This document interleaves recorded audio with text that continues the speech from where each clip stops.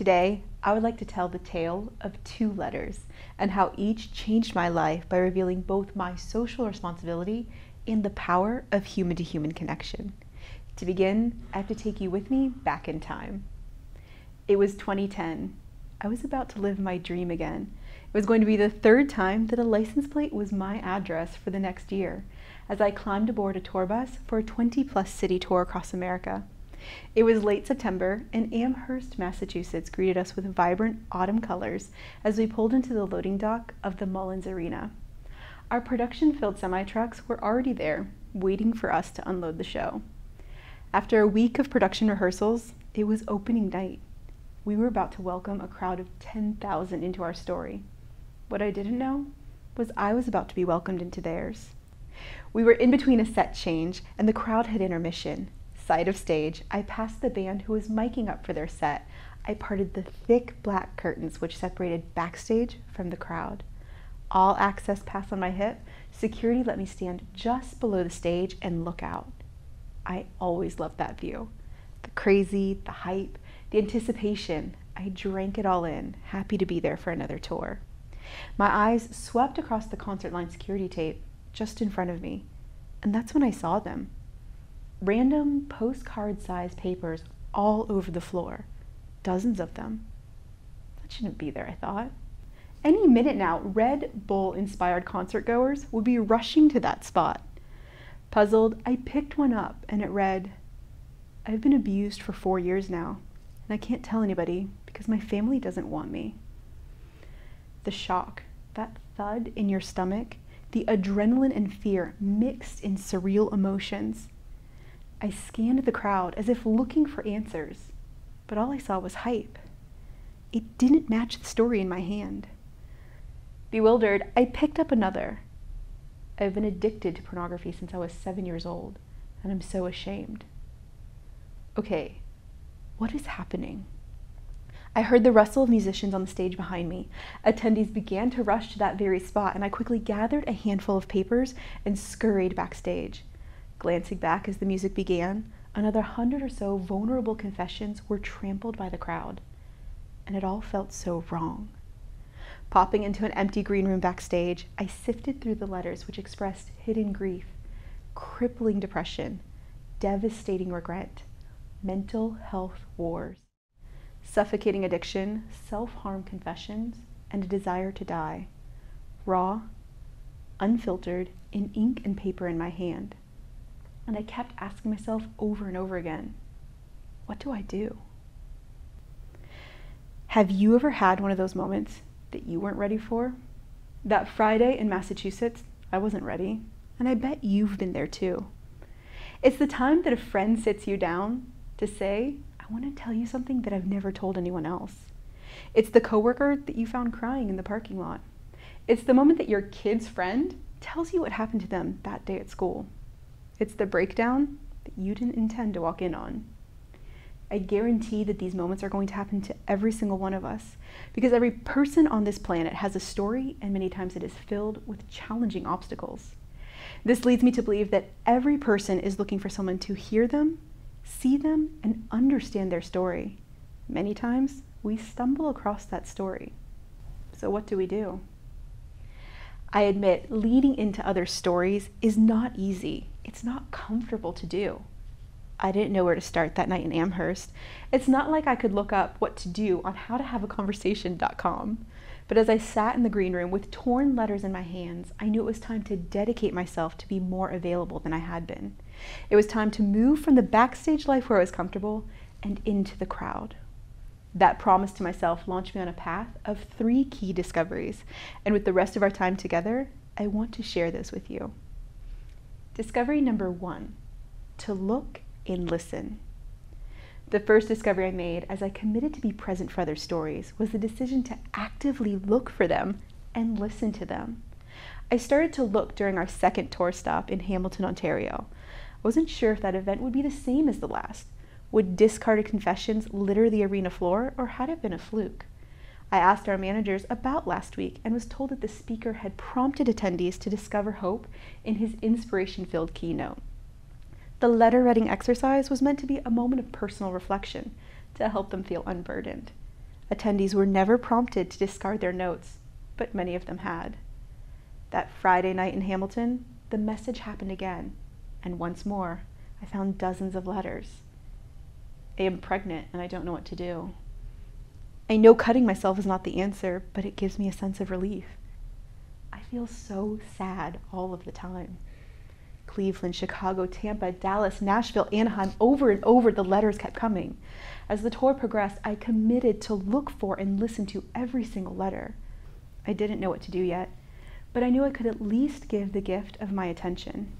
Slowly I began to form a picture of who was sitting in our seats, what types of narratives were in the crowd. My collection of letters grew to the hundreds when I started to research crisis topics. I quickly discovered that the research mirrored the letters in my hands. At healthyplace.org, I learned that every year, 1 in 5 females and 1 in 7 males engage in self-injury. The CDC report told me that 1 in 4 women and 1 in 7 men have been the victim of severe physical violence by an intimate partner. Mental Health America told me that close to 50 million Americans, equating to almost 20% of our population, have experienced a mental illness, and sadly more than half of them do not receive the treatment that they deserve. Most gut-wrenching of all, I discovered America's Health Rankings report, which said that within the last year, there are an estimated 3.5 million people who planned a suicide, and there were 1.4 million suicide attempts. A great deal of pain was entering our arenas every weekend, and so far the only outlet that it had was paper. It was time to do more. I started to look for appropriate ways to engage. I'd walk the concourse to see if I could find the loners, the ones who withdrew. And as I started to listen, I made my second discovery. I was going to have to live in the uncomfortable. Have you ever had the best intention to be there for someone, but 10 minutes later you realized you were in over your head? Yeah, me too. Now I'm going to tell on myself here and share 2 things about me. The first is that I run with a high amount of anxiety. Not knowing what to do in a situation only makes it worse. I am a planner, a prepared soul, and yet listening to others talk about their messes, mistakes, and moments of pain does not come with a plan. In Billings, Montana, 3 months into our tour, I realized my choice to listen to other stories was making me uncomfortable. Why? Because I didn't know how to fix it. But I committed to stay in the discomfort, to remain with someone as they were living out their story, especially if it didn't wrap in a moment. The second confession is that I am performance-oriented. I have this continuous buzzing in my brain asking, is this success? Am I doing it right? For all of you out there who feel the same discomforts, let me save you some time. You are not always doing it right, and you won't always know what to do or say. That is going to be uncomfortable. But I want to challenge you to remain there.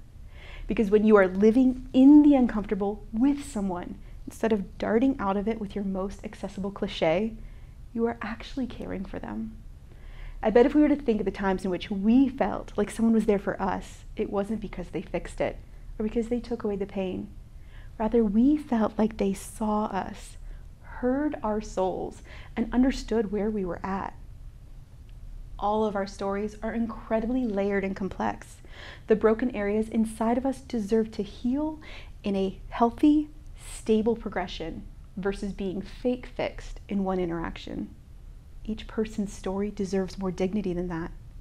And while we champion for their story when we live in the uncomfortable with them, the goal is not to live there forever, which led me to my third discovery, which is to learn to point.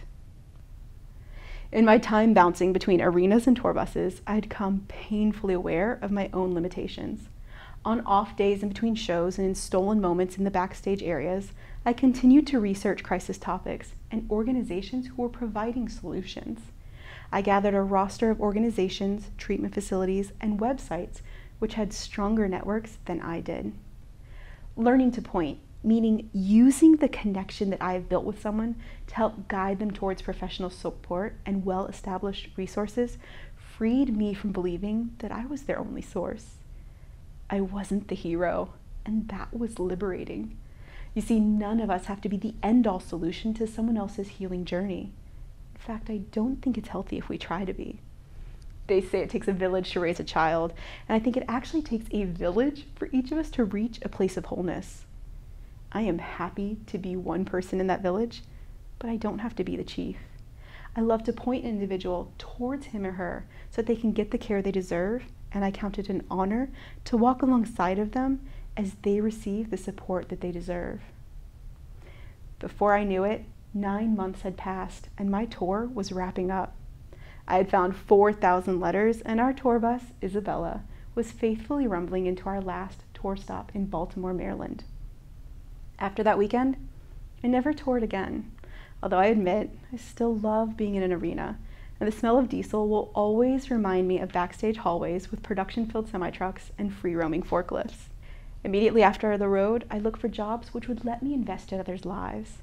I took a role in mentoring and coaching inside of community spaces at the same address for the next 6 years. I began to stand with individuals for years instead of one weekend, and it taught me to recognize the long journey of hope required to walk with someone as they change their narrative. But I can't always say that I remember to do that or do it well.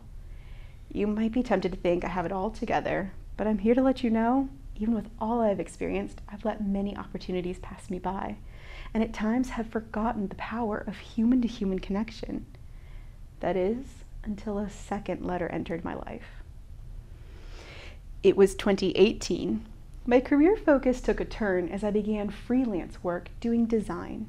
989 miles away, in a new city and a new home, I borrowed Wi-Fi from a McDonald's outside of Orlando and hustled to turn in a design gig. Engrossed in my 5 p.m. deadline, I didn't see him. Chad, late 20s, a bit disheveled, mumbling to himself, he was raking his fingers through his brown hair, a booth in front of me. You know how sometimes you want to be in your own world, but someone else's chaos won't let you? That was Chad. He interrupted me twice, asking where the electric plugs were. I had never been there. I didn't know, and 5 p.m. was coming. Twice more, he asked me about my work. Annoyed, he asked me a 5th question. That's when I looked up and finally met his eyes. It took me 5 interactions before I actually saw him. I finally realized he was asking for connection, testing to see if someone would listen. His awkward disruptions were a request for a missing conversation. I began to small talk with him, but it didn't go anywhere deep. We chatted for a few, then he said he needed to work too, as he pulled out a notepad and started writing. Every 10 minutes or so, either one of us would re-engage and then go back to our tasks. But my spidey sense was tingling. I knew it was important to show openness without prying for more. 3 hours into our touch and go talk, I completed my project and told him how relieved I was to get that turned in. And then ironically, for the second time in my life, a letter changed everything. Chad handed me a 3-page handwritten note that started with, "Before I walked in here, I was about to complete my plan to take my life, but I felt like I was supposed to come, sit for a bit, and just think. Then I met you."